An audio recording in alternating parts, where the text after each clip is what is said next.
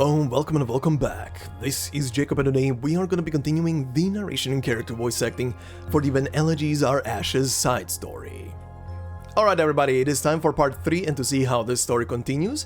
But before we do so, I do have something very important to say before we head into anything else, so please stick around for just 1 or 2 minutes. This is very important, trust me.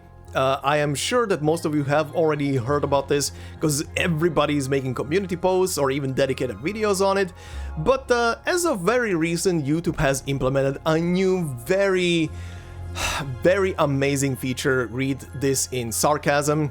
Haha, I know, sarcasm, very appropriate anyway. But yeah, YouTube has a new feature that is literally hiding a ton of videos from you if it's turned on.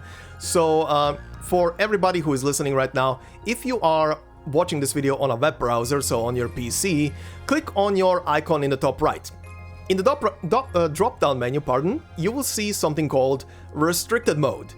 If it's turned on, turn it off.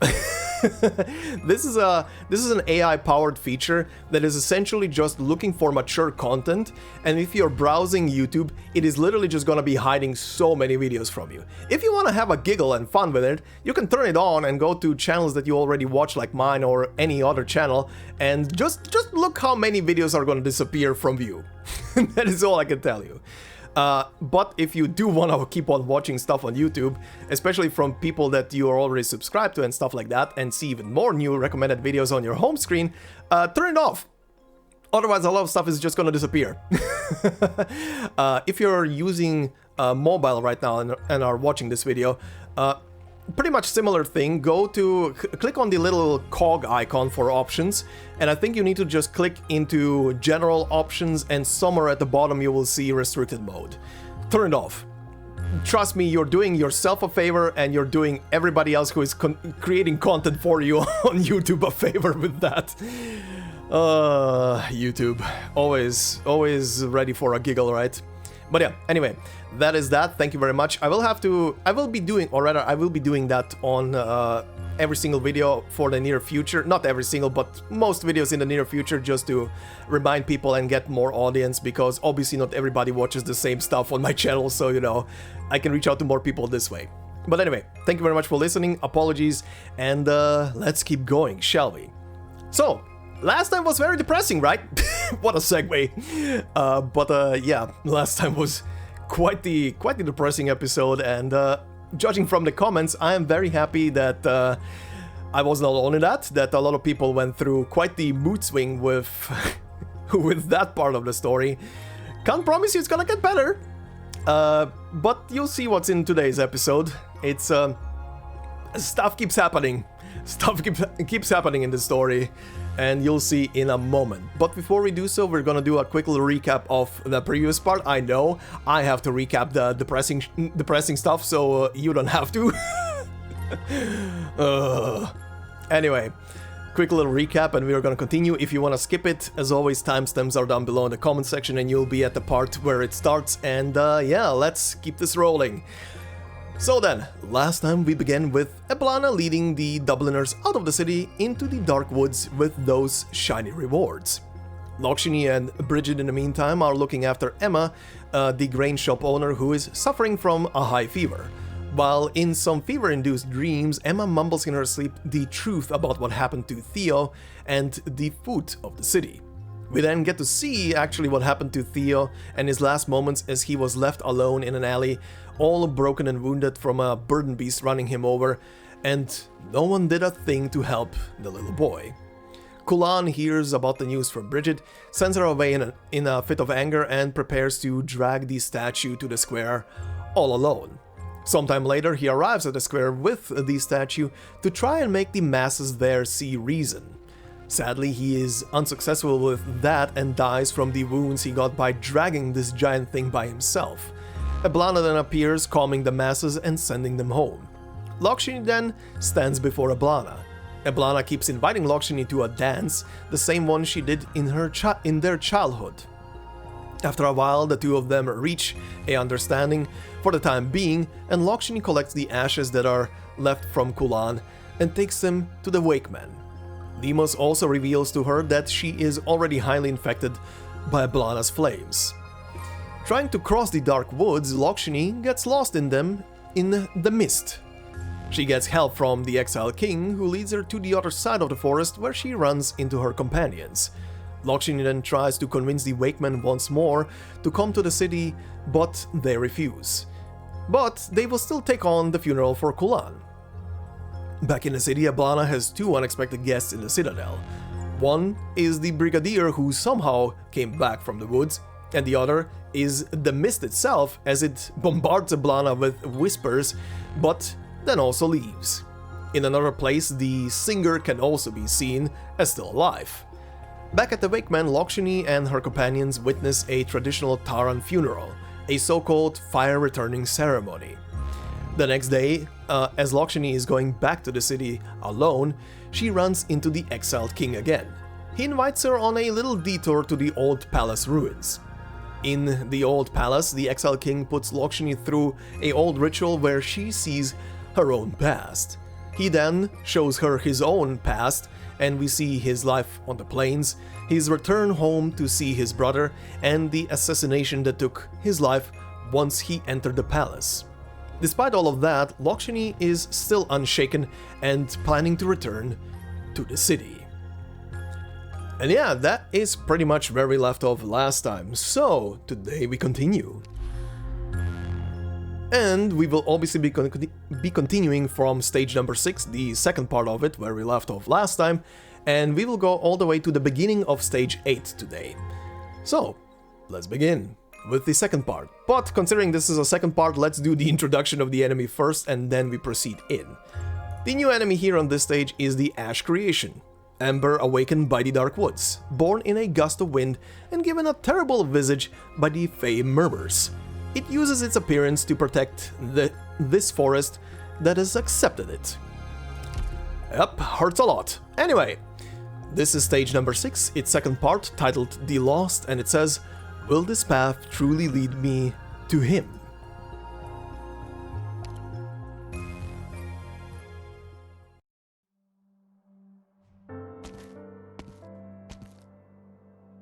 This is far enough.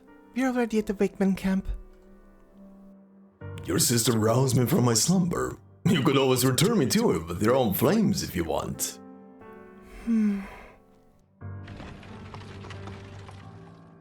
Read! A golden-haired Peril leaps off the back of a burden beast and rushes toward the red dragon. The burden beast is dragging an improvised cart with numerous long wooden boxes stacked upon it. Bridget? What are you doing here? Are those, coffins?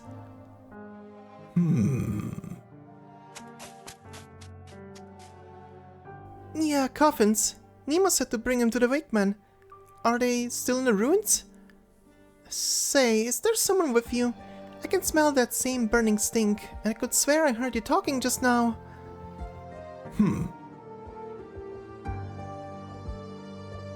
No, I'm alone. These are... dead folks. The type who'd pull their own arms out of their sockets to bite at their imaginary enemies if you grabbed their hand, along with the poor wretches they tore to pieces. And Theo, Nemo's found him in the end. He,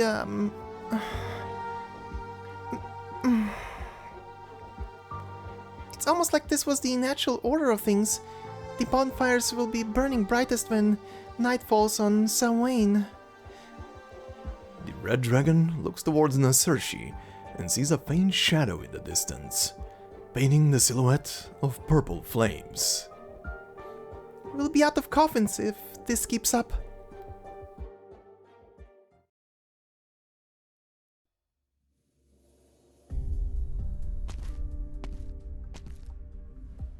I hope Bridget made it out of the city, and that the mist in the woods is thin enough for her to follow the trail. Blast it, Kulan left a few unused weapons in his house. I can't let anyone see them. And this fuel... explosives? Her Highness Loughshinny might find a use for them. No, what's the point when every servant in the Citadel has already been afflicted by the purple flames? Besides, the greedy dragon has already sent them away. Almost as if She's preparing for a showdown with Her Highness. Or setting a trap? Who's there? Rory? What are you doing here? You're... Neemos. Yes, I'm going through Kulan's effects. If this isn't urgent, could I ask you to... Traitor! Have you gone mad? Oh, silly me, of course you have. We all have. Traitor!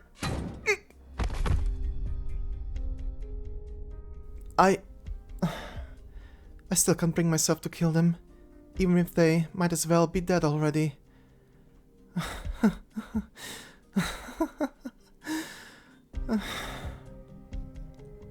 I better drag this fellow back home. Could do without the unwanted attention.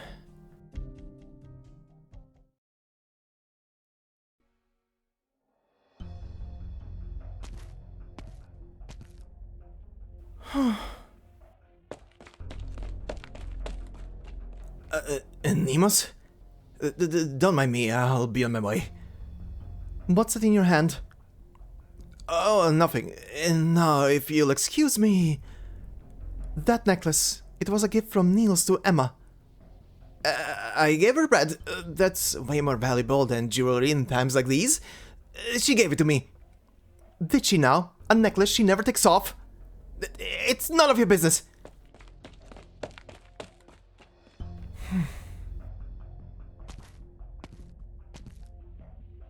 Neemos, you stayed behind?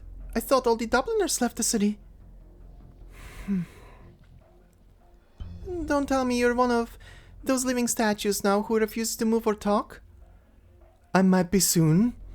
Why did you bring them up? Saoirsí begins tonight, so I went through the houses of the missing people and found plenty of good stuff for the party tonight. Saoirsí? Party? About Kulan. Well, he was already on his last legs by then, and I didn't really, let's not talk about that. Look at all this stuff. It'll be a night to remember. The woman shows Neemos her bag, revealing a bottle of curded sissy milk, a few long since sprouted potatoes, and several bare bones. Just wait for me, Neemos, Kulan. We'll have a fantastic Saoirsí. Only when the woman has already disappeared around a corner does Neemos remember who she is. A villager who once lived on the outskirts of Na Saoirsí. 2 years ago, the Victorians took her father away while investigating Dublin. The autumn harvest had just ended, and she had been preparing to celebrate the harvest festival.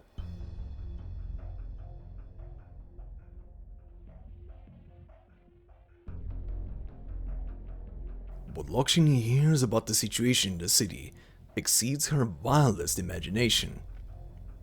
I must go back. Now. Wait for me.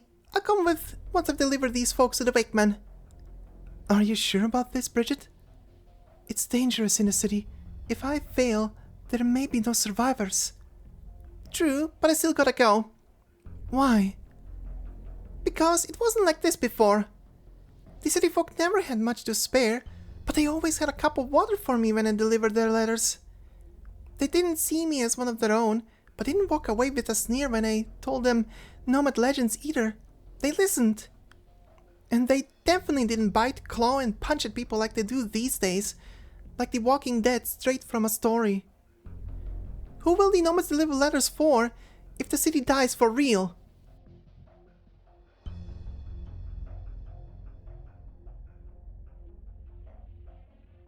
Moran? The second shipment of bodies has arrived from Na Saoirsí. I must make the preparations. At this rate, it won't be long until the third, fourth, or more. Are we really going to ignore it?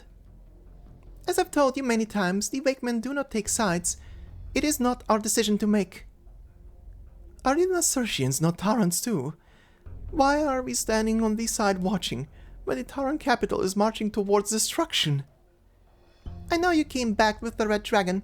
You fear she will meet the same fate as La Bretach. But we were the ones to send Labratach to his doom. We are descended from the priests that once officiated the ceremonies of the Tara's royal palace. Our ancestor, moved by Labratach's plea, welcomed him back into the palace when Ailil's stance was ambivalent. The flames of death that spread through the plains of Tara were only extinguished 7 days after his death, when our ancestor finally returned his fire to him. They then left the palace of their own accord, going into self-exile on Labratach's former pastures, so as to never forget the lesson, and thus the Wakemen were born. I'm sorry. But Reed isn't Labratach, and history is not a cycle that repeats itself endlessly. If it were, Reed would have already died in that citadel.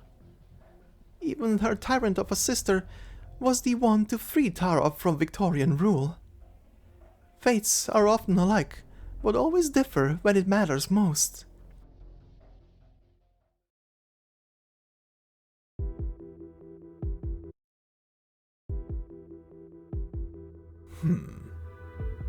Fates are often alike, but always differ where it matters most. What a wonderful tagline for the cover of the book. Surely this one is destined for the bestseller charts. Assuming, of course, that you are ever able to finish the story. I've never intended to profit of it. Oh, you will, if not in money, then in fame. The basis of the story where it happened, there are more than enough reasons this isn't my story to tell. Besides, what happens next? That's what I wanted to ask. Did Loughshinny go back? From this point on, what I've seen, what I believe, and what I have said all contradict one another, which is why I've lost sight of the ending. Feel free to take up the challenge, if you're up to it. Give this dance between the dragon and her reflection whatever ending you please. Oh? Is it all the same if I tell it myself? Of course, ma'am, as you will it. The writer raises his mug, which is almost empty now, and toasts the woman before him. Once again, he swallows the bitter brew, half expecting the sweet aftertaste that he knows will never come. Did I spook you? You got so polite all of a sudden. It makes me feel impertinent for even pressing the question. No, but I must make it abundantly clear that everything we have discussed until now is no more than idle chatter. You understand, don't you? The woman sits straight and does not say a word. The writer can only attempt to guess whether she is still smiling through the shadows. Well, what are you waiting for? I've nearly finished my drink. I fall into the same conundrum as you. If this is as far as both your references and your imagination go, how could I possibly put the Red Dragon's ultimate fate to paper? I've already said all I'm able to. I refuse to give this story an entirely fictional end, one that not even I could believe in, even if the alternative is that there is no ending. If you don't have an answer either, then no need to waste your time here. Leave while it's still early. Is this because you do not remember, do not understand, or is it because you wish you never knew, never understood? What? What are you getting at? You've never lost sight of the ending. It would be more appropriate to say that your eyes have become clouded by too many creative liberties. Shall I recount them for you? Treasure leading people into the darkness. Gulan dragging the statue to the square by himself. And virtually everything related to the dark mist in the woods, from the rejection of Bridget to the food carts returning to the city on their own, to Loughshinny becoming lost in the woods, to the Brigadier and Eblana's meeting in the city. If these creative liberties have created the contradictions in your mind, then it is my responsibility to set him on a path towards the ending. Shall I supplement the story with my own observations? I'll take that as a yes. Perhaps they will lead you to a conclusion you can be satisfied with.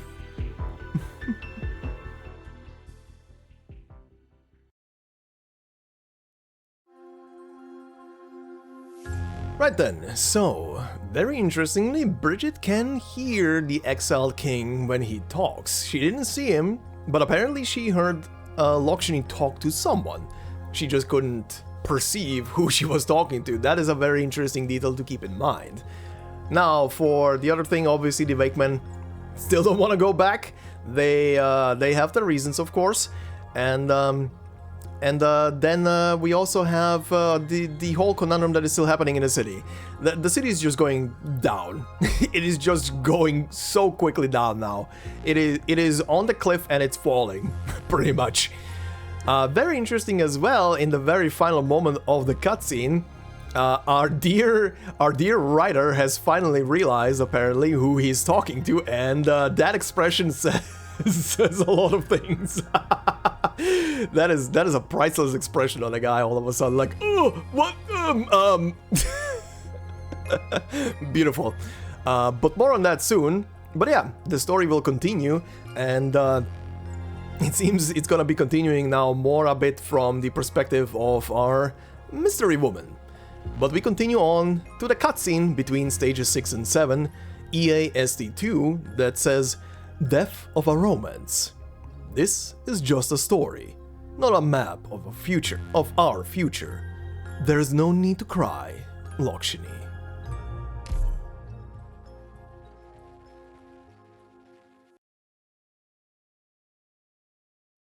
Where did you leave off? Ah, yes, on the eve of Samhain, while the sun still hung in the sky. Samhain nights bind life with death. This is no mere superstition.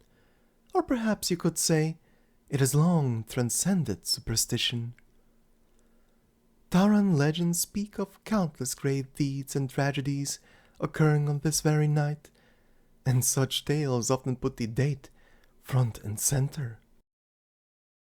So long as innumerable legends coincide on that day, and so long as the Tarans still remember, if only vaguely, to celebrate the harvest and light up fires on that day, it will never be a simple change of season. It itself is the perfect footnote to add to any myth. Oh, and another thing. I don't suppose you'd mind if I gave the characters more fitting names? Yes. The sun is leaning westward. Have we yet to figure out how to go about this final confrontation?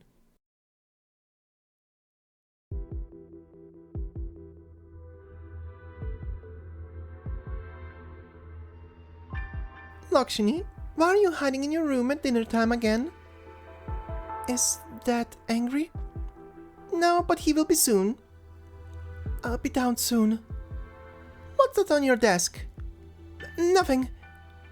The young red dragon tries to block her sister's line of sight with her body, but her effort is in vain. A small paper box sits on her desk, carefully lined with cotton. Inside lies a tiny foul beast, already dead, but still harboring a faint lingering warmth. It seems to have broken its leg while alive. An unsuccessful splint fashioned from stiff paper now lies in pieces around it, accompanied by a few grains of wheat. This is the foul beast that sang at my window every morning. I don't know what happened to it, but I wanted to save it, and I beg of you, sister, tell Dad I'm only feeling ill. I'll be on time for dinner tomorrow. I'll bury it in a courtyard tonight. So you're giving up? It's already dead. Is that so? Her purple flame split past the foul beast's feathers into its already cold body. The two watch as it slowly stands up, its broken legs stiffly propping itself up on the cotton. Alright, would you like it to fly or to sing a song for you? No, this isn't right. Not like this. Then why didn't you use your own flames on it while it was still alive? Your foul beast could have lived a much longer life. You do realize you aren't limited to how the mediocre masses do things, don't you? But Mom told me to swallow my flames. Hide them away and never let them be seen. And who would see them in your own room? The young dragon looks away to avoid her sister's eyes, but finds her gaze landing on the foul beast standing on its cotton bed instead. Purple fire burns in its eyes, and even the way it tilts its head is the spitting image of her sister. Or do we perhaps still harbor unrealistic fantasies for how this could end?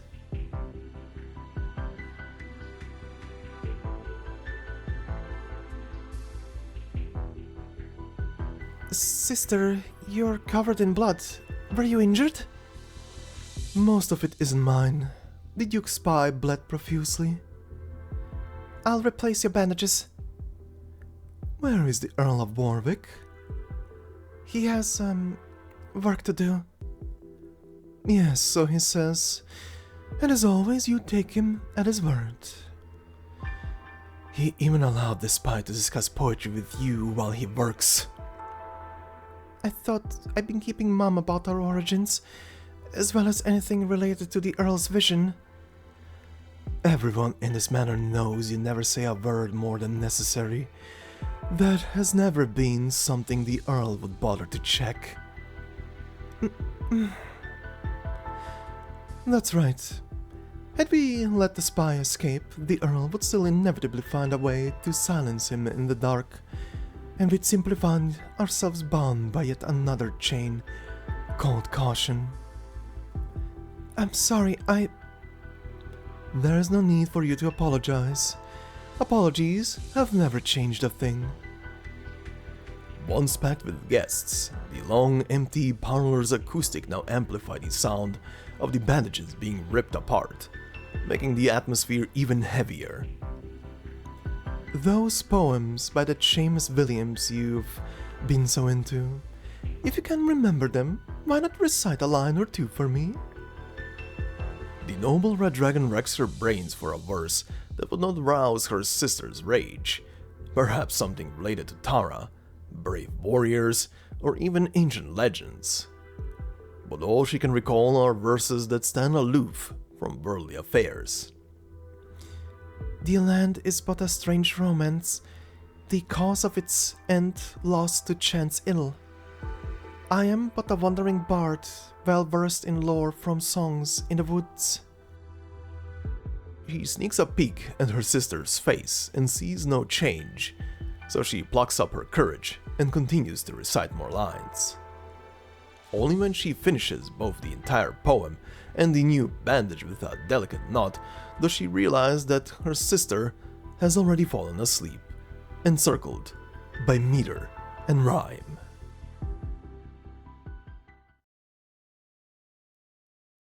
Or perhaps...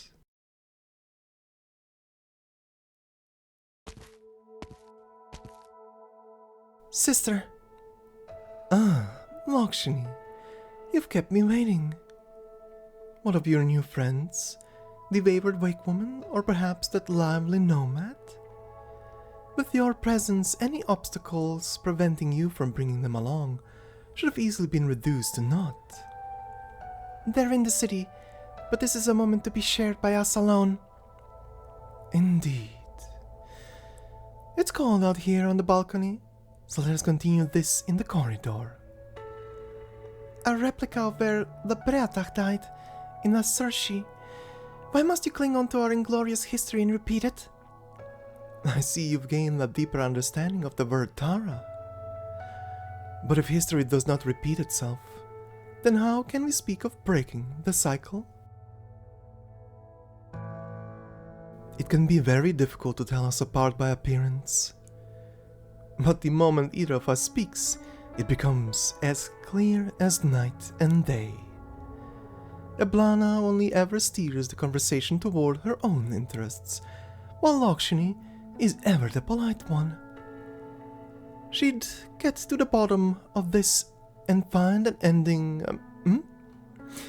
Don't interrupt me, sir. I'm talking about the characters in the story.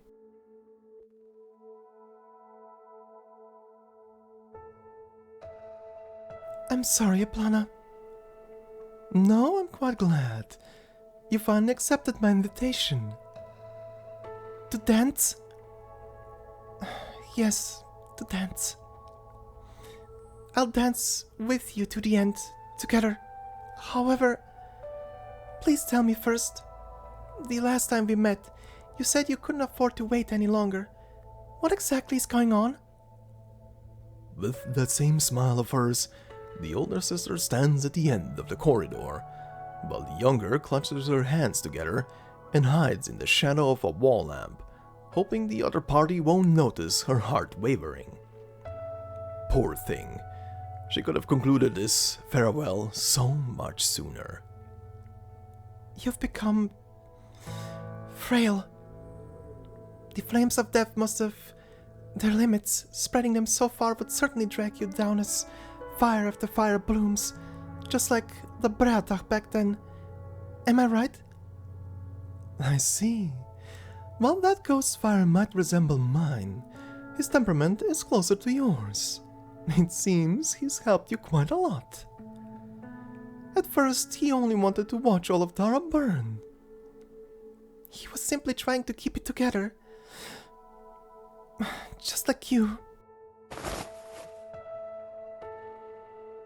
The noble red dragon finally steps out of the shadows, walking forward to support her sister, who seems on the verge of being unable to stand, just like before.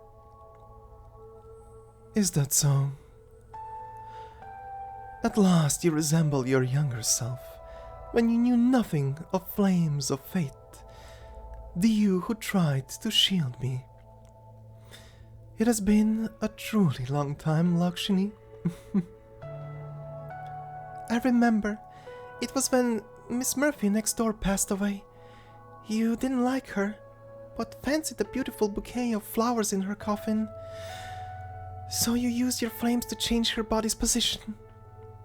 I saw scorch marks on the flowers and thought you'd be scolded, so I told our parents I was the one who did it. I even fabricated a story of how I opened and closed the coffin. And so you were scolded instead. How could poor Mom and Dad, who couldn't even hide the flames in that family in time, possibly have noticed the faint scorch marks on some flowers? Indeed. Is that why you've always been covering? Would you blame every decision you've made in life on one unfortunate childhood experience? So tell me, sister. Tell me there's still time. I'll accompany you out of the citadel and into the square. Have the people return their flames to you. I'll walk through Tara's fields with you and gather the dead you've intentionally or unintentionally awoken with your arts, sending them all to a peaceful rest. I'll recite poems to you while you're weak until you fall asleep and wake up again. There's still time for all of that, yes? I trust you to keep your word. Your noble nature would be appalled at the very thought of breaking a promise. But what you just described, would that truly make you happy? Or would it simply be enough to appease the Loughshinny Dublin, who did not even witness her parents' death that snowy night? Those beautiful fictions? Sister, love, poetry, dreams, those are all well and good, but it is time for you to wake up. Kill me, if you truly wish to end this chaos. That is the only way. Then put on the crown, and you shall become me, while I become you. That is the one thing I cannot do. You'll have time to mull it over once I'm dead. Then you decide not to hesitate anymore, Loughshinny, There's been no other choice for us from the moment you came back to see me.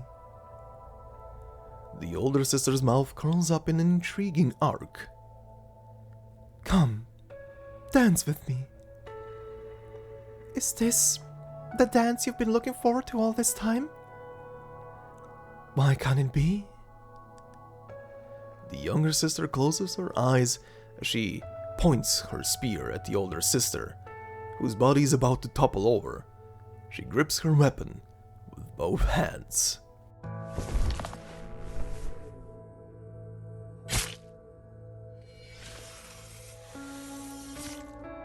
The sharp spear tip pierces the red dragon's body, but she stands unmoved, as if nothing happened at all, until her younger sister's hand circles her waist, and her body slowly crumples.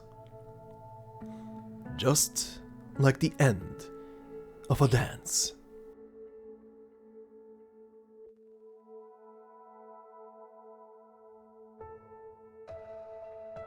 Yes, I know. I should have known long ago. But why? Why must it be now? Then when?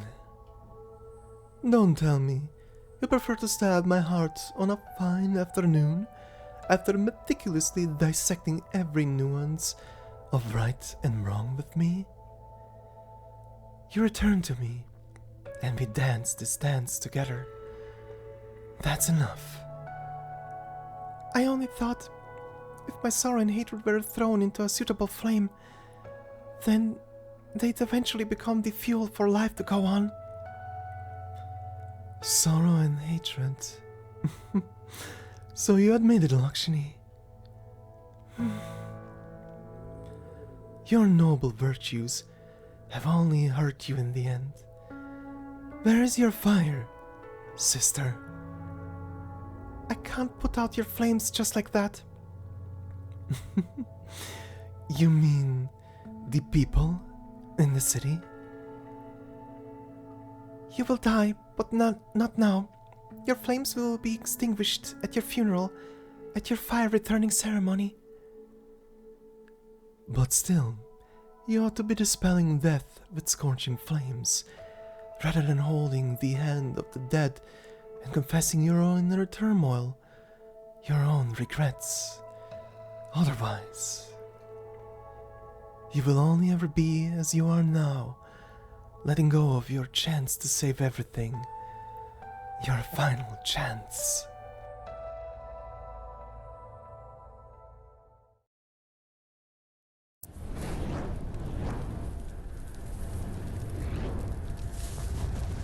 The noble red dragon loosens her grip in shock, and her sister's body drops to the ground, as cold as it was before her heart was pierced. It is not blood, but purple fire that roars from the wound spanning her entire torso. It instantly floods the balcony and flows down the citadel.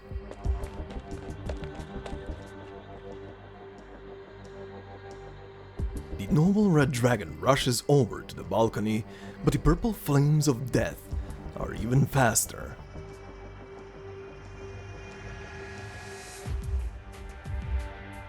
Before her own flames can emit even the tiniest spark of light, the purple fire spreads across the city, burning the whole of Na Saoirsí. The last time she looked out from this very spot, the flames were scattered like stars in the sky. When she had returned earlier that day, they coated the whole city with a cold and gloomy hue. And now, Na Saoirsí itself burns fiercely, just like every other restless corpse she has seen.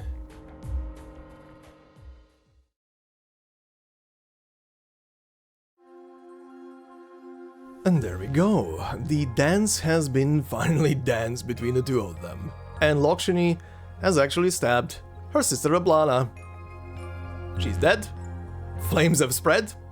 City's in chaos. Great end! But yeah, this is also the cutscene where it becomes super absolutely obvious who the mystery woman was since the beginning of this story that is talking with the writer. And yeah, it's obviously Eblana. The one sentence in here that super confirms it is pretty much the sentence where she, as she's narrating the story, says, "But the moment either of us speaks, it becomes as clear as night and day."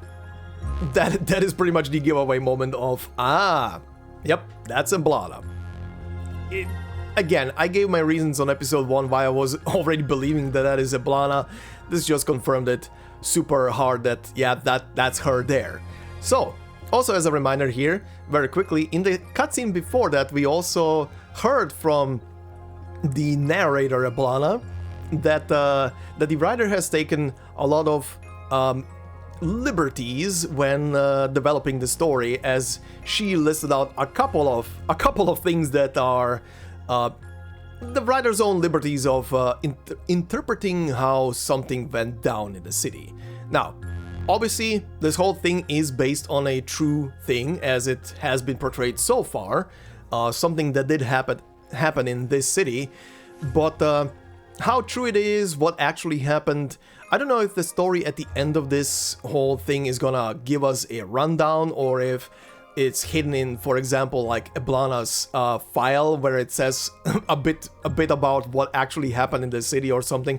I'll take a look at all of that when I'm done with the story, because I did get recommendations to check out personally Eblana's files and voice files specifically as well when I'm done with the story.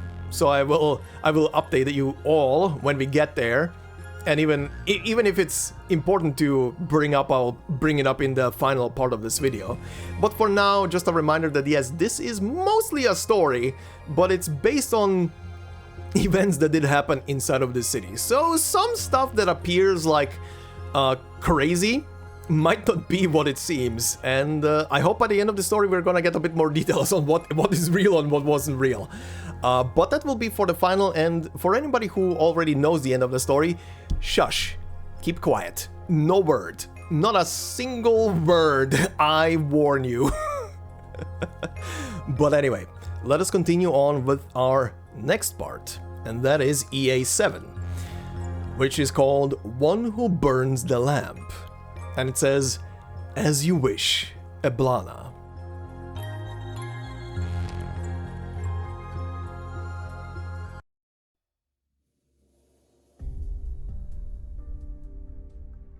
How far is County Hillock? Far. My sister must have known.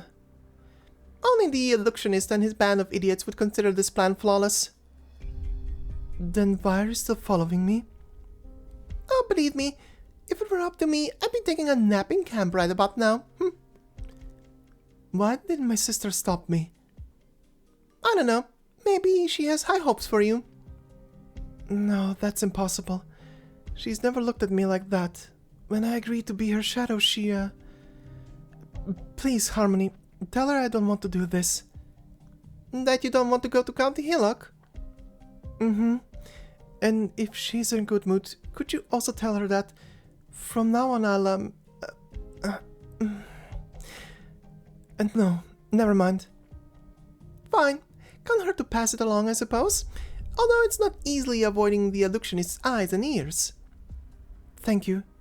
You should go.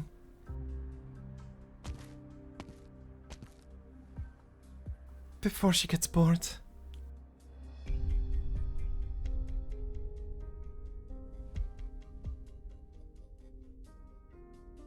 Harmony did not return until after they arrived at County Hillock. She knew what that meant. That night, when cannons roared and crystals bloomed, she lay on the streets of County Hillock, blood draining from her abdomen. She had not been afraid then. Instead, she felt relieved that she would die like any other person. But then she saw those purple flames on a tower not too far away. That was when she felt afraid. afraid that the flames would overlook her and turn her into another puppet like those on the street. Afraid that the flames would find her and bring her back, forcing her to remain a shadow.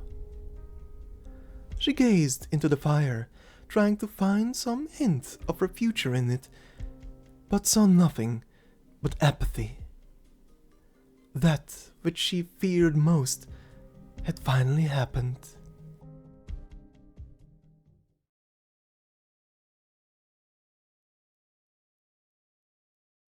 The dead dragon lies on the ground. Behind the living dragon, the wayward Wakewoman suddenly understands it all.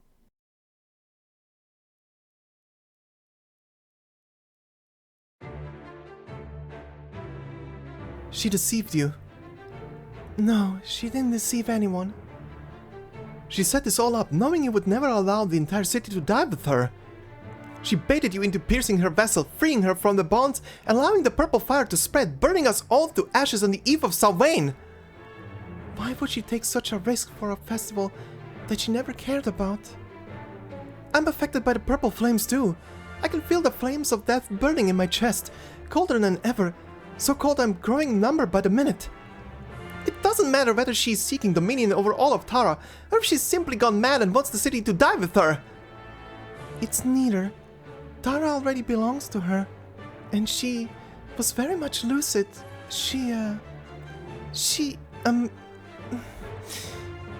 Nemas, is her body still there? I'll go check.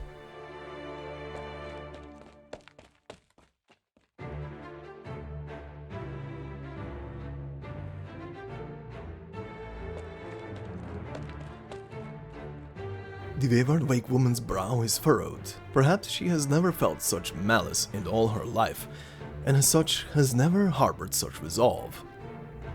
Her body is... The sound of burning drowns out her answer. Whatever she's trying to do, Na Saoirsí is not fully gone. The fire returning ceremony can still go on. It must go on. I'm well aware. I'll inform the citizens that the wicked red dragon they worshipped is dead. What about Bridget? I've asked her to leave the city and find a Wakeman. And how are you going to tell people that Eblana is dead? With a coffin, that seems appropriate. Even coffins are in short supply, but she is not some nameless nobody. She deserves one. Is something wrong? No, I'm simply realizing how ugly the path she walked is. A path that even now waves at me invitingly. And it's an invitation I have no choice but to accept. Go, Nemas. I will buy you some time. You mean from the Dark Mist? Yes, if it wants to be a part of the Samhain festivities, I will keep it at bay. I can hardly wait to ask the Mist how to return the Red Dragon's flame to darkness.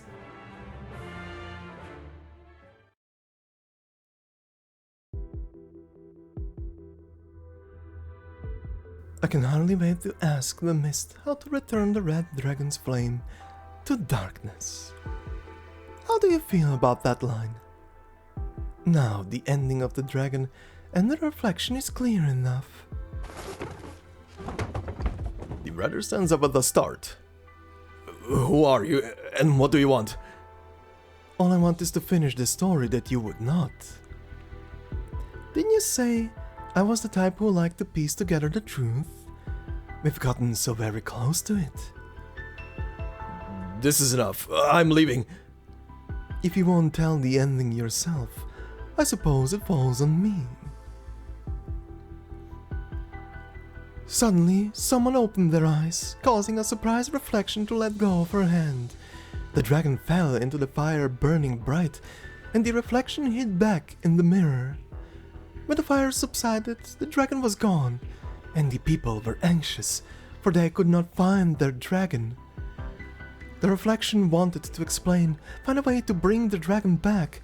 Without the dragon, though, she could no longer leave the mirror. What do you think?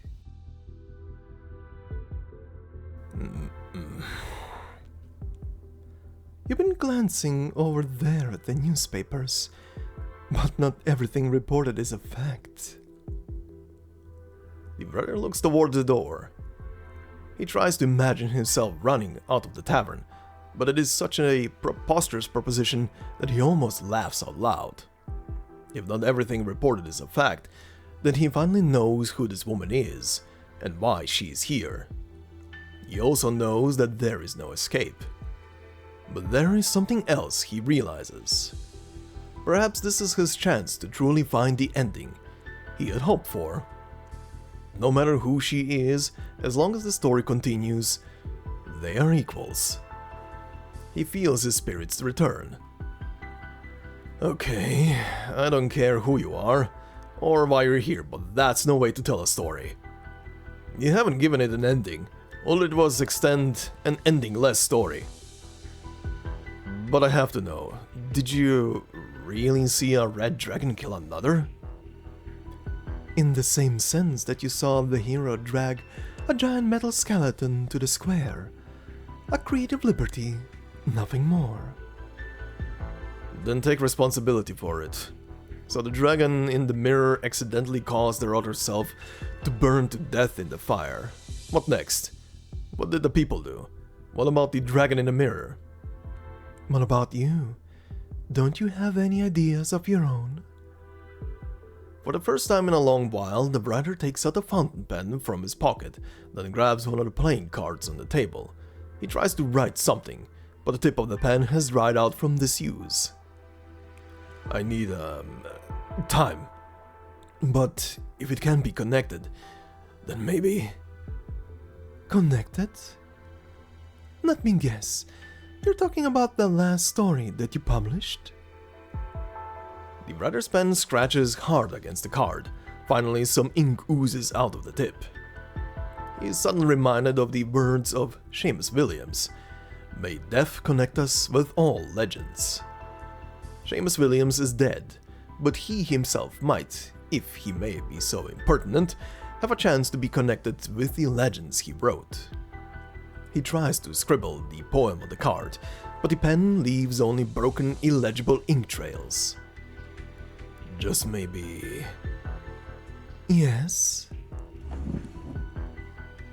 The writer sits back on the chair, his back even straighter than before. He suddenly feels an urge, the same one he felt after hearing a Seamus Williams poem for the first time. The same feeling that had taken him down this wretched path, which seizes his chest and makes him want to sing, to yell, to create. You may have indeed solved a problem for me. As I said, what I've seen, what I believe, and what I've said all contradict one another. Thanks to you, though, they are finally beginning to converge. How lovely for you. Now, are you ready to start telling the third story? Of course. Of course. But I'll need your help. You will need to pick up the narrative whenever I get stuck. This is my story, but it's also yours. It has always been yours. With pleasure. The writer's breathing is rapid, his face red. His fountain pen still refuses to write, so he throws it on the table. Yes, of course. Has he not seen enough of those things already? So what? He is a writer. He will soon find the ending of his story.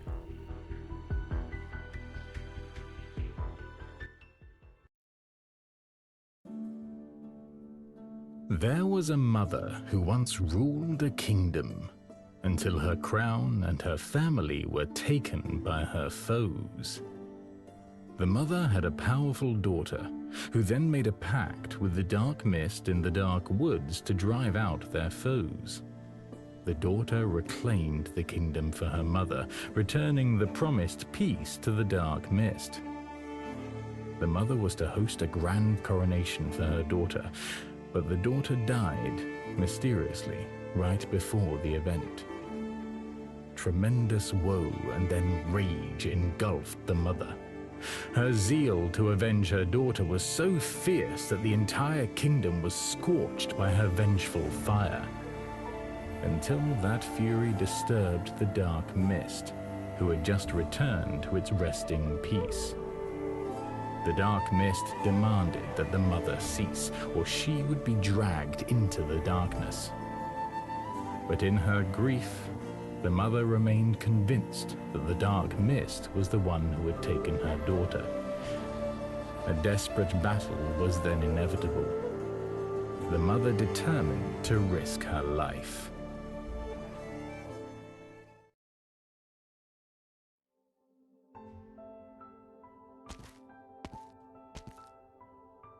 Nemus, read.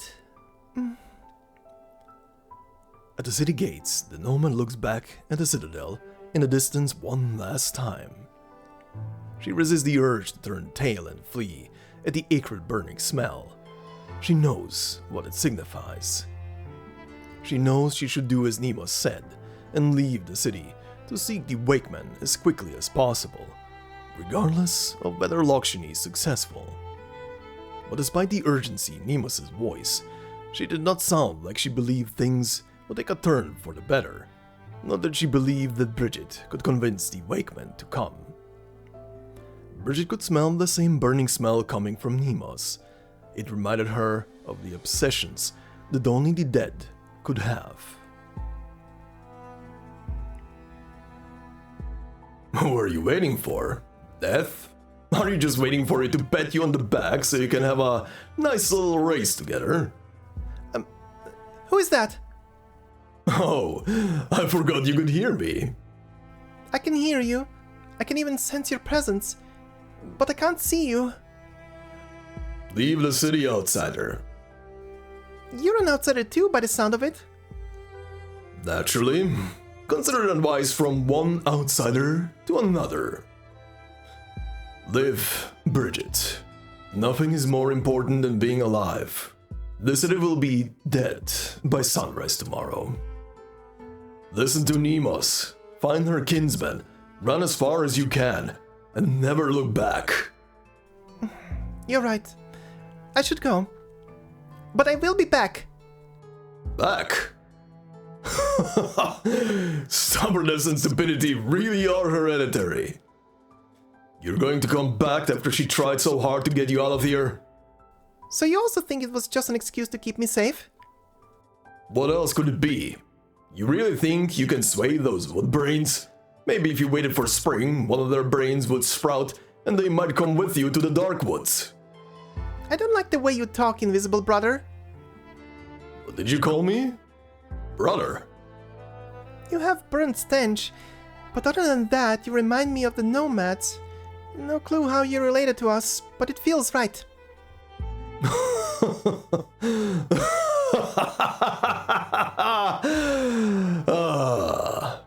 Let's make a bet then, Bridget. A bet? On whether you'll be back tonight before Na Saoirsí's burned to the ground. I say it's impossible. That's not what you really want to bet on. Oh yeah? Then tell me. What I'm really thinking. You just want to prove that you're right. That nothing is more important than being alive. You think I'll choose survival in the end. But whatever, you're on. Well, what are you waiting for then? It just doesn't feel fair. If you win, I'll live the rest of my life in regret. But if I win, it doesn't really matter to a bystander like you. So, how about this? If I win, you go back to where you came from. And where do you think I should go back to? No idea, but not here. This isn't your home. You sound like you've been betrayed by the city folk here before, but you still can't bring yourself to hurt them. You act like you want to see them reap what they sowed, but didn't sound happy at all when you talked about the city burning to the ground. Honestly, you're the most struggling person I've ever met, and... Enough!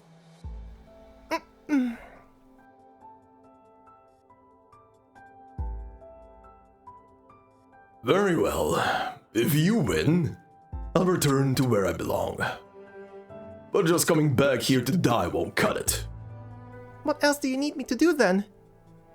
Deliver a message to those woodbrains outside the city. Tell them...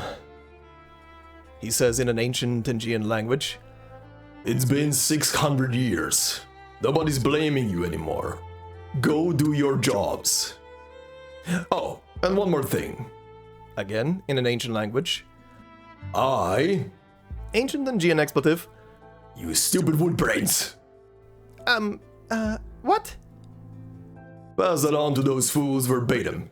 Especially the filthier bits. Did you get all that? Need me to repeat myself? No, the elders sometimes speak that language, so I understand it, more or less. Then go. What are you waiting for? Was all of that just so you could tell me this? Just get moving already. The golden-haired Noma takes a deep breath and runs away from the city. Her ancestor, whose figure she never saw, stands in place, unmoving. That stubbornness and stupidity really are hereditary.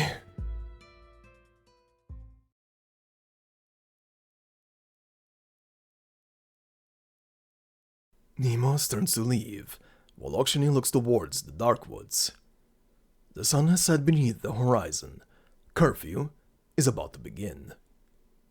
In the distance, she sees the dark mist spreading from the forest towards Na Saoirsí, thicker than ever.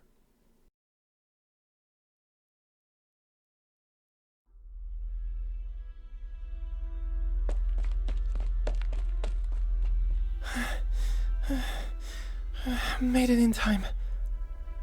She raises her spear towards the mist outside, lighting a bright yellow spark in the city of purple. As though receiving some kind of message, the mist slowly rises until it is level with the flame at the tip of her spear. Yes, come here, where it's warm and bright, where there's still life. Yes, over here. What, you want to pretend I don't exist again? I won't let you. This light will never go out, not until true darkness falls.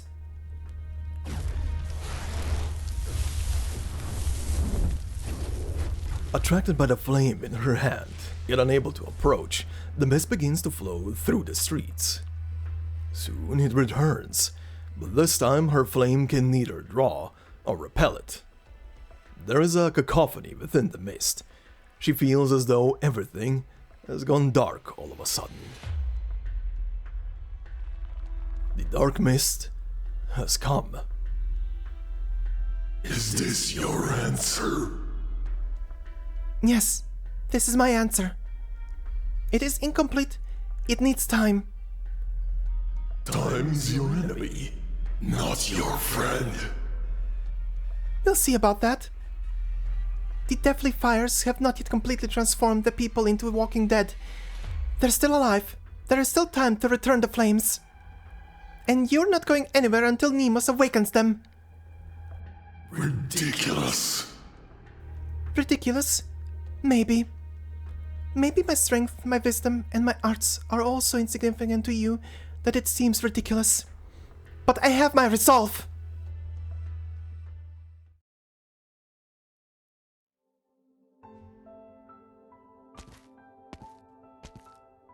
Nemo's drags the coffin through the corridor. The red dragon's remains do not burn, they simply lie there quietly. This is how death should be, but Nemo seems to hear an ethereal voice laughing in her ear. Without hesitation, the wayward Wakewoman lifts the limp body and tosses it into the coffin. This coffin, Red Dragon, is your final resting place. It's where those like you belong. So where are you now? Are you still watching us from somewhere, with that twisted smile of yours? But this vessel, at least, is beyond your reach. Otherwise you'd have burned me to ash by now. And this spear, which never left your side. How many times have you breathed your flames from it? And how many others like Kulan have been your victims? You don't even know the answer, do you?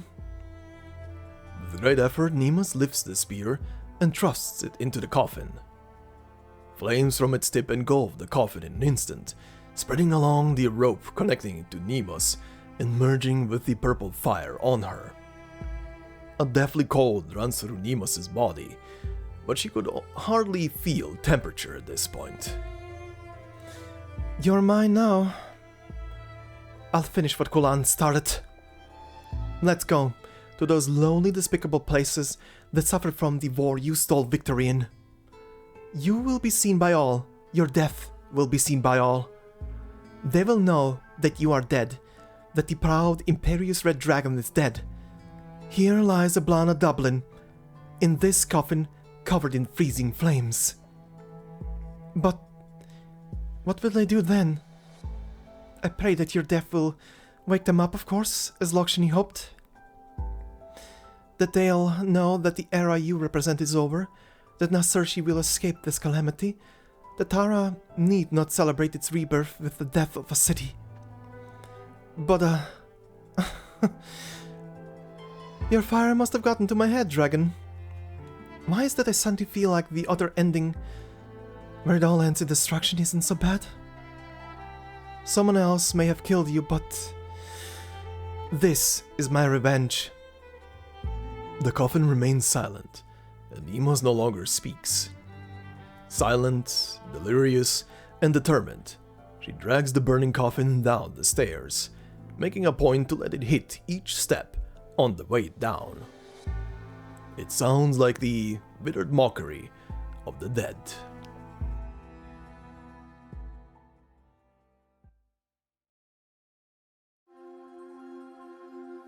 Alright, and this was a very interesting section, right? So first off, seeing that little flashback with Loughshinny, or rather the leader, and Harmony from just before hitting chapter 9 in County Hillock, to then also flashing a bit forward during the incident in County Hillock where she got pretty much mortally wounded.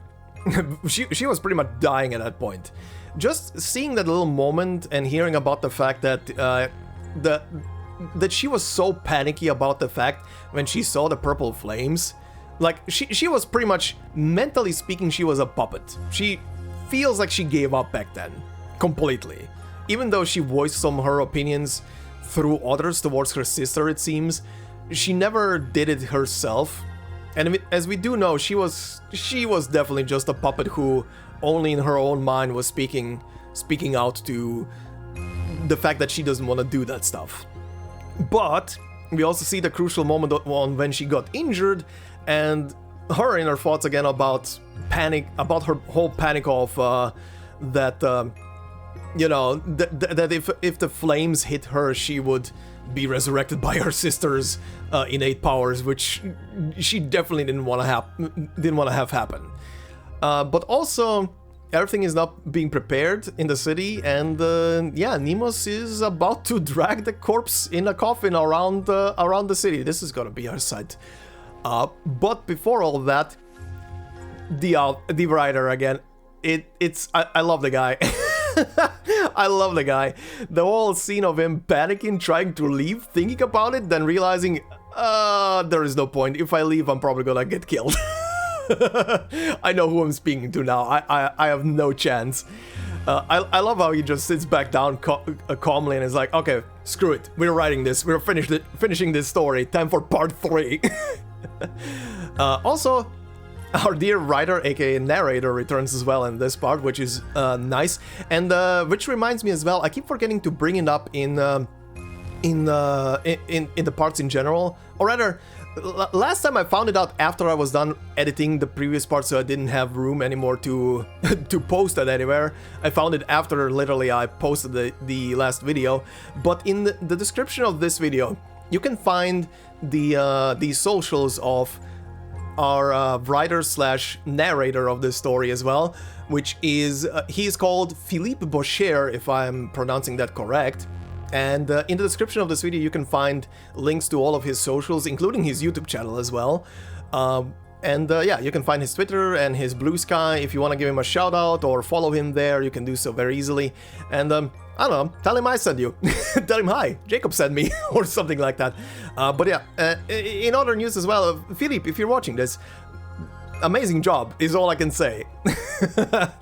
Again, in episode 1, the first time reading through the story, did get spooked by the by suddenly voice acting. And also, if you're watching this, did you also voice the trailer from 2 years ago for the dragons that I included in episode 1? Because I never found it out. I should actually look at that video if there is anyone mentioned in the description of it, some narrator or not. Because I am very curious. Because if it isn't you, dude, if it isn't you, you two sound very alike in general. But anyway. Exceptional job. There's probably gonna be one more section where you're voicing something, and I'm looking forward to it.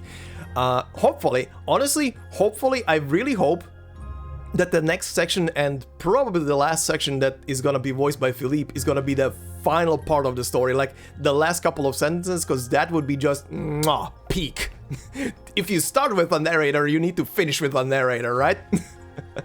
Anyway, before we continue to stage 8, we do have one new enemy here, which is the finally called the Endpoint, and it says, a fae still learning how to trick people. It disguises itself as the end of the path, or the shape of a cunning tusk beast. However, it usually misses some crucial detail. You couldn't say that again.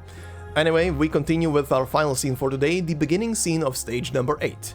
Stage number 8 is titled, At the End of the Night, and it says, await the deluge, and when the sun rises, we shall have surpassed both life and death.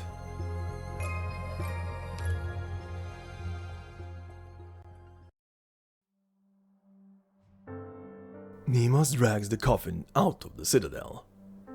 Not a single soul is in the square with the statue.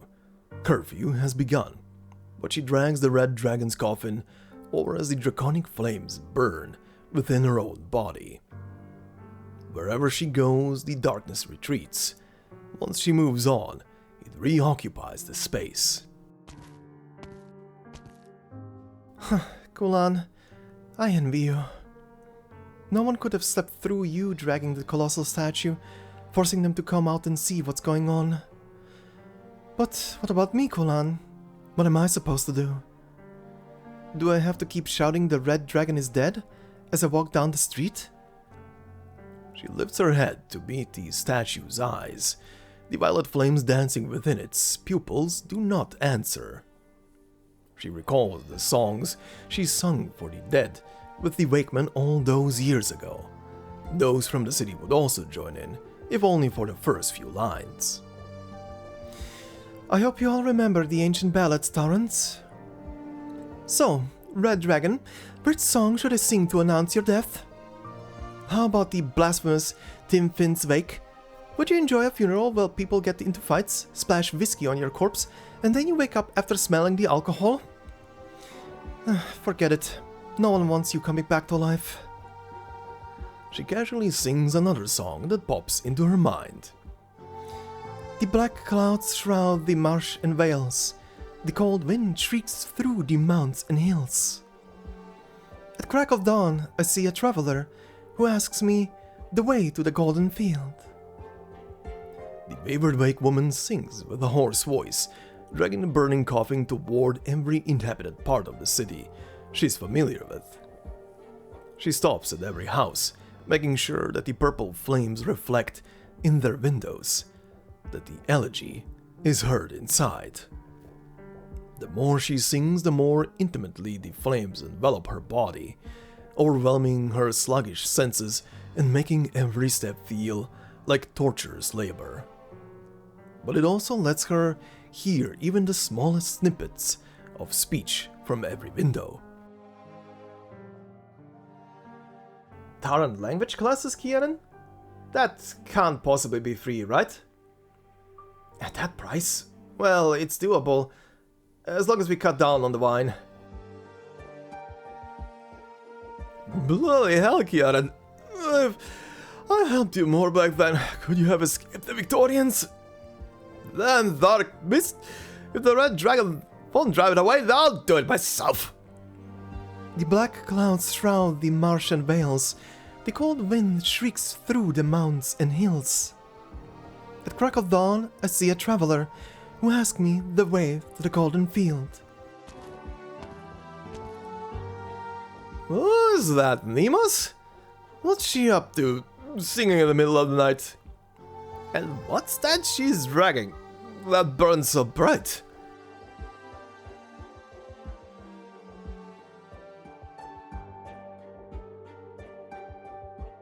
Darling, even if you want to help the Tarans' cause, surely you don't have to join the army? Fine, I'll wait for you to come home, for the day we win our freedom. Finally some quiet, going on and on about how your hand hurts when your whole arm's already gone. And it's not like screaming about it's going to get you any medicine. If it was going to be like this, I wish you'd never come home. I'd rather spend my whole life missing you. I said to him, poor chap, even I don't know how far you have to go. But if you wish, I'll go with you for a bit, towards the Golden Field. Isn't this a funeral song? Those purple flames, who is it mourning?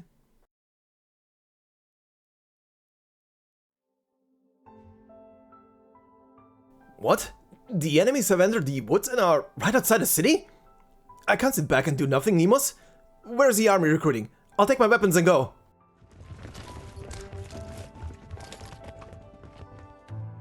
There is neither light nor any voice behind this window. Turn right and pass by the palace, cross the river of fine wine. I'll share a cup by the riverside before we return to the Golden Field Road.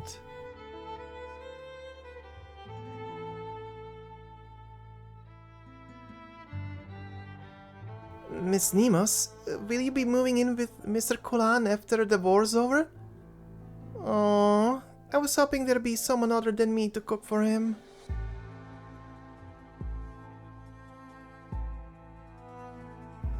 Perhaps the most important thing to do before Her Highness returns is to repair the workshop door.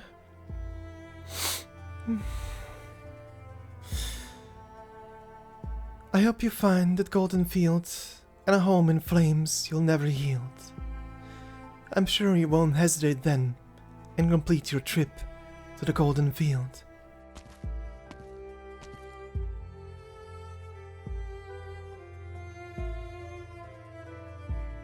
A wake woman on the brink of death. What does she think she's going to rouse with those songs? But she can't even wake herself up.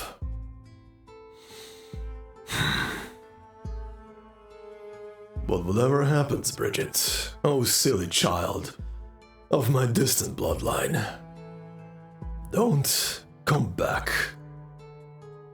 The city isn't worth your life.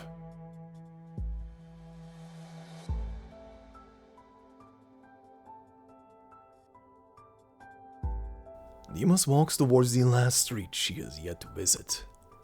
She has been through practically the entire city and heard the simmering restlessness behind every door, but none of them have opened. The wayward wake woman gradually loses her grasp on her senses as her voice grows weaker. She has sung every song she knows, even the blasphemous Tim Finn's Wake, from start to finish. She has only one song left. She did not want to sing it, but now she has no other choice.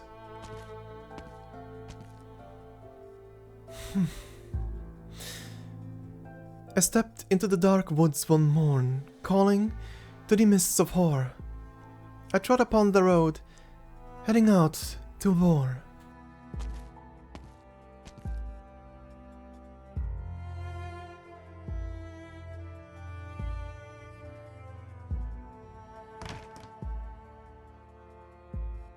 Nemus. Emma.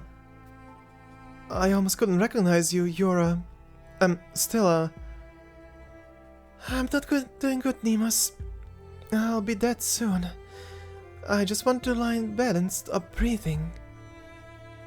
My joints hurt and my throat's burning. I'm even seeing people who aren't with us anymore. But I heard your song and saw the coffin. I'm on death's door anyway, so I Figured why not come and see... Where is the dark mist? Maybe in the forests, maybe in the city, maybe right behind us. I don't know, and I don't care. I don't care either. One question, Nemus. I need you to answer it before I can die in peace. Inside that coffin, is that truly the red dragon? Emma stands on her front porch, staggering, as if ready to collapse at any moment into a pile of kindling, to burn in despair and return to dust. I put her in a coffin myself. Why did she die? Who killed her? Who? Emma's feeble but angry voice echoes down the empty streets. Who? Who? Who? The echoes linger. Nemus turns around to look. The streets are still empty, but she knows where the echoes are coming from. Behind every closed door is a pair of bloodshot eyes hidden away, just like the ones on Emma's face. Nemus turns again to look towards the towering citadel, where nothing remains within. You guys, still want revenge? That's right. As long as we can move, we can avenge the red dragon.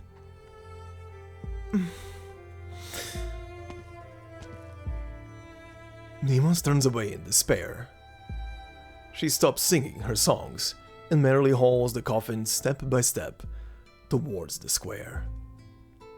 Wait, Nemus! Wait!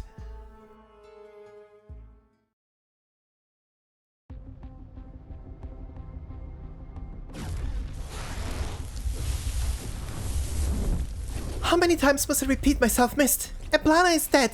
I killed her with my own hands. Her body lies in the coffin Nemus is now dragging through the city. The people must know she is dead and return her violet flames so their bodies will no longer burn.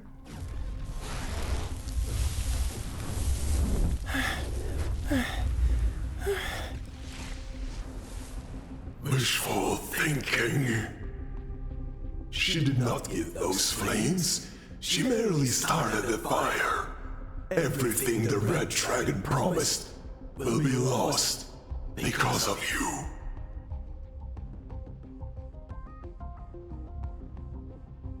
When has she ever cared about honoring her promises? But if that's all that matters to you... Loughshinny retreats step by step until there is no more room for her to move any further. Only then does a fierce flame burst from her spear tip, melting the coldly lit vegetation. Know that the only red dragon stands before you. Whatever she's promised you, the only way you'll get it is through me. Do you hear the doors opening in the distance? You must have. Nemus aside, the first resident to break curfew has already opened their door. So for their sake, as well as the hundreds more who will take to the very same streets, you must remain here. Before my answer to Na Saoirsí is deemed a failure, before the people here are reduced to shambling corpses bent on tearing the dark mist apart, you have no right to take the lives of anyone trespassing in the dark. What arrogance! You call this arrogance? If Taran needs it, I can be far more arrogant than that. The red dragon speaks no more, and the flames of life burn brightly atop her spear. She steps forward with her back straight, no longer dodging the ice-cold branches, but allowing them to lace her body with bloodied scratches.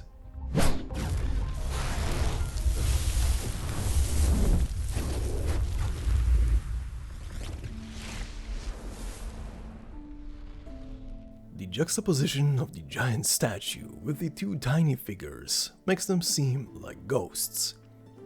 But somehow, Nemus can also feel the presence of others besides Emma. In fact, they seem to have crowded the square, as if the whole city is here. They are all watching and listening, lit up by the strange purple glow from their originium lamps. No, it is more than a glow. Their bodies are burning purple. The one who killed the red dragon is, Deimos knows they haven't changed a bit. They are still waiting for her to utter a name they can curse and then destroy, or maybe they will even destroy themselves. Loughshinny? No one would believe there were actually 2 red dragons. Who else then? Who else could possibly kill the dragon who seemed to toy with life and death? Before she can stop herself, she has a thought. Why not just say it was the Dark Mist, or the Victorians? Revenge indeed. Let these lunatics dash into the mist and die in the Red Dragon's name. Let them fulfill their desire for vengeance, and let this violet city die. It was born in disgrace. Let it die in madness. Yes, die. Let everyone who stayed perish, just like those who left and went into the dark mist. I stepped into the dark woods one morn, calling to the mists of horror. Deimos turns to look at the colossal dragon skeleton sculpture, and recalls that recent evening awash with confusion and sorrow. What was he thinking, the man who dragged this statue into the square? What song was he singing in his heart? Was the song they thought Theo when they rescued him? What feels like centuries ago? At this moment, the last bit of her sanity snatches the answer from the fiery clutches of her rage. The answer that had been fluttering around since the very beginning of the story. The answer to the red dragon, to the sisters, to the mirror and reflection, and to the flames of life and death. Golan. If it wasn't you to throw his life away protecting these people... The one who killed the red dragon is no other than... the red dragon. It was herself. The woman before Nima stares at her blankly, as if she did not hear her words. Straining her entire being, Nemo's yells at the whole city. The red dragon killed herself! She never intended to light the flames within your bodies, but she did not want you to burn into cinders, so she offered her own life instead! To protect you from death, and yet... Must you exact a fruitless revenge? Must you destroy everything she gave her life for? The city falls silent as purple flames flicker, leaving only the dark mist lingering restlessly at the gates, as if waiting for its hesitant prey to step into its domain. You're saying she killed herself, so we wouldn't exact revenge? Then what do we do now? The onslaught of questions from the residents sends Deimos' head spinning. Bloodshot eyes that did not shut from news of the death instead ask her questions. Grinding teeth that did not relax from the news of the death instead ask her questions. Clenched fists that did not open from news of the death instead ask her questions. Silence, tension, confusion. Their revenge was rejected, overruled by the Red Dragon, so where should their sorrow go now? Niels, my unborn child, the Red Dragon, someone tell me! Emma? If even revenge is out of my hands, then what else can I do? I have nothing else. The war took everything from me. How am I supposed to live on? Tell me, Niels. Tell me, Red Dragon. Anyone just tell me quickly, how am I supposed to live on? Or should I go instead? Emma, no. Isn't this the only path left for me? I stepped into the dark woods one morn, calling to the mists of horror. Niels, is that you? Are you finally back? I trot upon the road, heading out to war. No pipes a singing, nor battle drums a roar. Only the bells behind me, through dew and fog, their rings to soar. Stop singing! That song snatched Niels away from me. Why would you still sing that song? No, Matt! Emma seems lost to madness until a soft voice sings the same tune, but with different lyrics. The night-blind laborer is led by a Wakewoman as they slowly walk into the square. Again, through the dark woods. I said stop singing that! Wait. Again? It may be presumptuous, but I tried writing a new verse to the song. Because I don't want our brave loved ones to just leave us, to never to see us again, to be eternally lost in the mist, just like we were. Again through the dark woods, parting the mists of horror.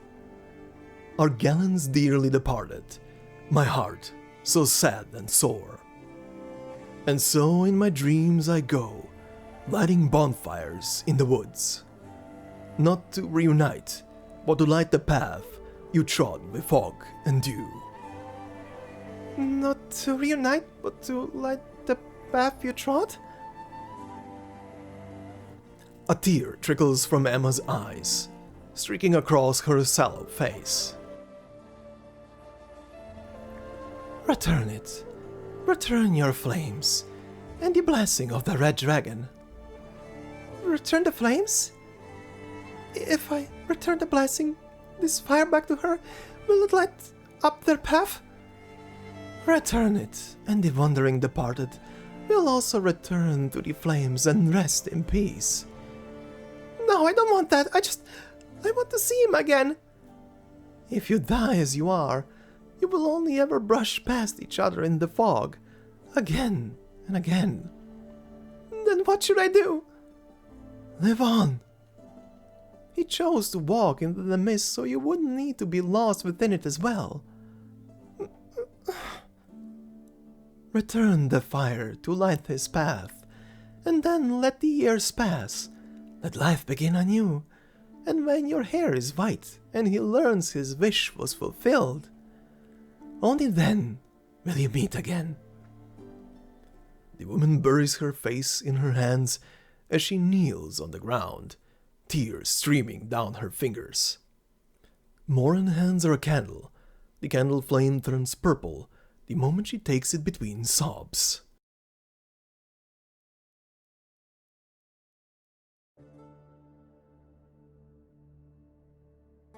The Wakemen and refugees slowly sing their way through the city, like a tiny stream left behind after a night of rain.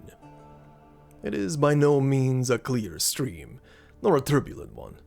It is a miserable, muddy trickle flowing down centuries of painful history, carrying dust and blood, and about to run dry. But it is this murky bitterness that reveals the city's true self in the gloomy night. Nights of falling asleep gripping old photos, mornings awakened by phantom pain from amputated limbs. Now empty houses fell to ruin, while those fortunate enough to return home were greeted only by orphan dolls scattered across dusty floors.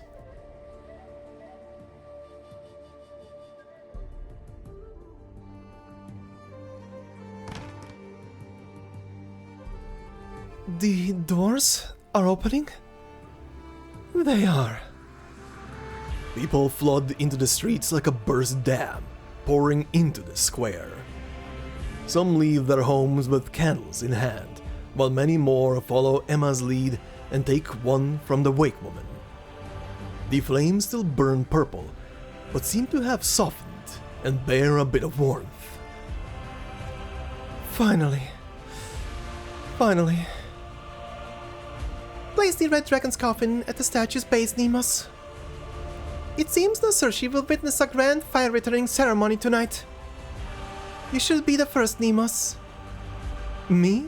But this is her funeral, so... are you sure? It is more than just hers. Is it not? The wake woman looks around, trying to pinpoint the shadow of a stranger. But if the ghost wasn't trying to hide from her, she has no way of hearing the long overdue words of forgiveness from his mouth.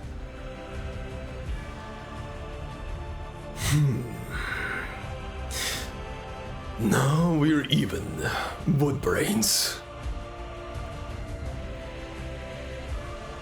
Neemos takes a candle from the wake woman and bows before the burning coffin beneath the dragon statue. Rest in peace. She deliberately neglects to mention the name of the departed. She places the candle before the coffin, no longer able to stop her tears from crashing into the flames. Violet fire instantly rises up into the sky, spreading from the coffin to the entire statue. The entire sculpture is set ablaze.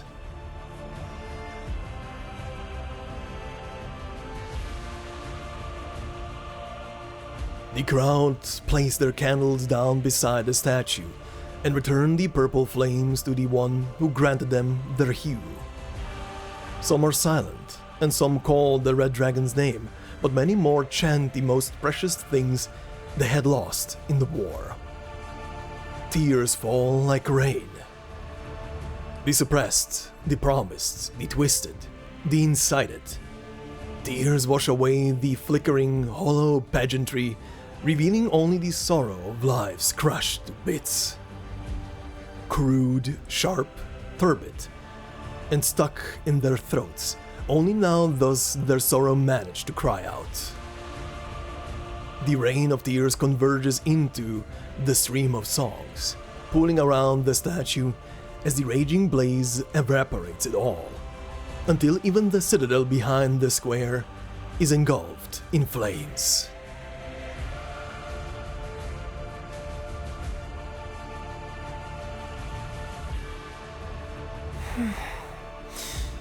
As I said, this is my answer.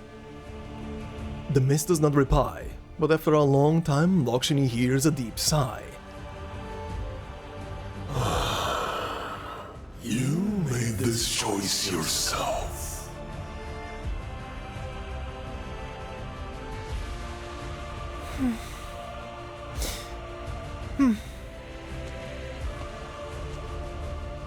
The dark mist dissipates like awakening from a dream, and Loughshinny sees real black clouds above her. She heads towards the square. She goes to return fire to the dead.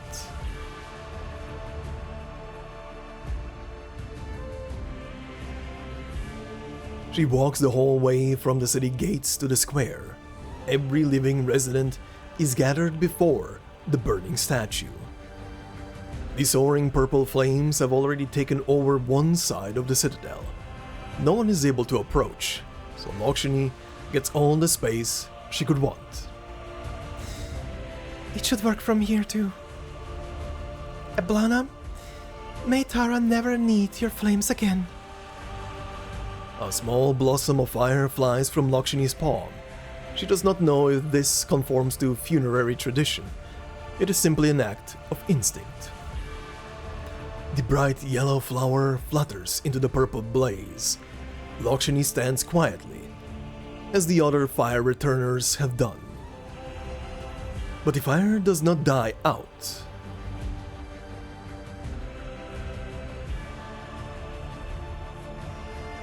The purple fire still lights up half the sky until everyone has returned their flames, though the originium lamps on their waists remain an ice-cold violet.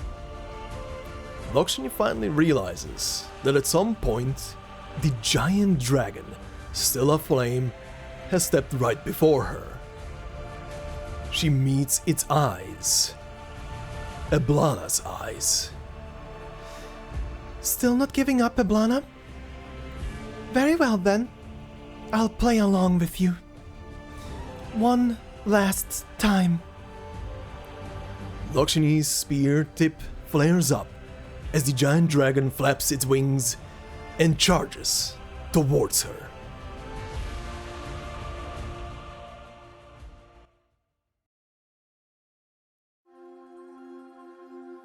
What a cool cutscene from start to finish. From Loughshinny being a super badass to the whole returning fire ceremony that was taking place, Bridget returning with the Wakeman. A thing that I forgot to mention from the previous stage, yeah, the whole section with Bridget talking to the exiled king was pretty darn nice. And that CG is just Bridget having a JoJo stand, I guess. That was a bit funny, I will not lie, but still looked very epic. But yeah, Bridget actually came back with the Wakeman. They're doing a fire returning ceremony. It's amazing, emotional. People are finally getting their emotions out there and getting to terms with stuff. All the stuff that should have happened ages ago, but you know, grief and emotions like these are not something you can just process that easily. Especially in a situation like this where the nation is, or the city specifically, is just in a state of, they have nothing. The war literally just ended and they're in just a shitty state.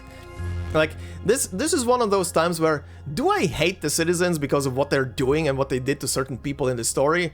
Absolutely. Do I also understand them because of what they did and how they're acting? I do. I can see it. Like, it's a mixture of, I want to punch them, but at the same time, I want them to process their grief, their sorrow, their loss. And I want them to actually get it out there and get it... Just get it out. Just get it out of themselves. Just process the whole thing. And keep on actually improving upon themselves from here on, rather than them all just perishing in brutal or any kind of other way. I would rather them having actually seen what is happening and what they turned into, and make a 180 somehow. We'll see. There's still some story left. We'll see how the city is gonna be by the end of the story. And yeah, very powerful. And not surprised that the dragon statue came alive. Absolutely not. In this story. And yeah, I guess next episode we're gonna be starting with a boss battle stage, and we're gonna proceed into the cutscene after and round up the story then with that.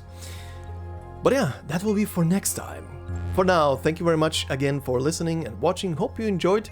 To Philippe, once more, thank you very much for the voiceover for this game. I am very happy that they hired someone, and that was you, because that was pretty much the most appropriate voice for a story set in, you know, in a British-Irish setting. So that this time around being pretty much in an Irish setting, but still pretty appropriate voice for a voiceover. So again, amazing job. And yeah, I hope you all enjoyed this part. If you did so, please consider leaving a like. It would help out a lot. If you're new to the channel, consider subscribing. And if you want to support me more directly, memberships are open on the channel. And as I always say, no video will be behind a membership. It's purely there for support, so thank you very much to everybody already doing so. Much, much appreciated. And I hope you all have a fantastic day wherever you are. And I will see you in the next part. Until then, bye-bye.